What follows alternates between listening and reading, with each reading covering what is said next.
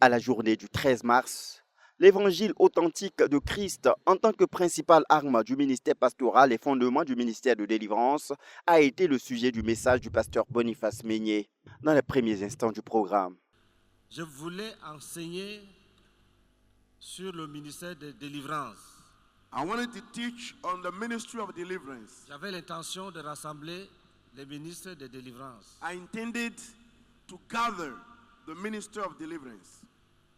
Et le Seigneur m'avait dit, And the Lord told me, le ministère d'enseignement sur la délivrance doit être donné à toute l'Église. the teaching on deliverance must be given to the entire church. Et il m'a dit, le premier message, And he told me that the first message c'est l'évangile de Christ. is the gospel of Christ.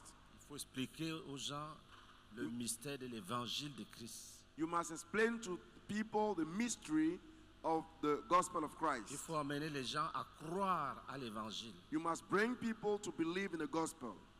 Et j'avais obéi. And I obeyed. Et j'avais préparé ce que je suis en train de lire.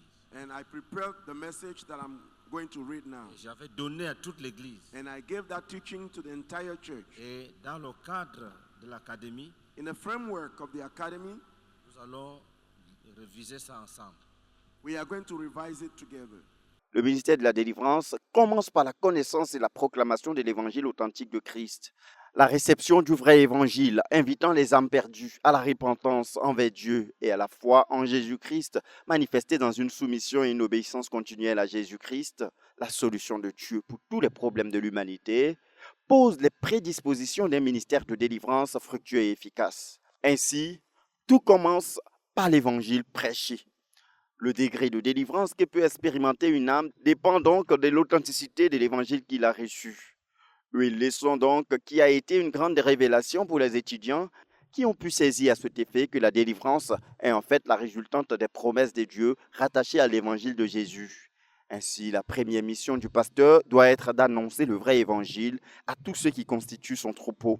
Car une âme qui ne connaît pas Christ ou qui n'a pas une vision divine de la personne et de l'œuvre rédemptrice de Christ est déjà handicapée quant à la contenance de foi nécessaire pour expérimenter les promesses de la rédemption dans lesquelles les miracles de délivrance et de guérison sont inclus. De manière conforme à la doctrine de Dieu. Et ça entraîne une délivrance totale. On peut véritablement voir l'application de l'évangile et de l'authenticité de la délivrance dans la vie de toutes les personnes qui passent et qui témoignent à chaque fois.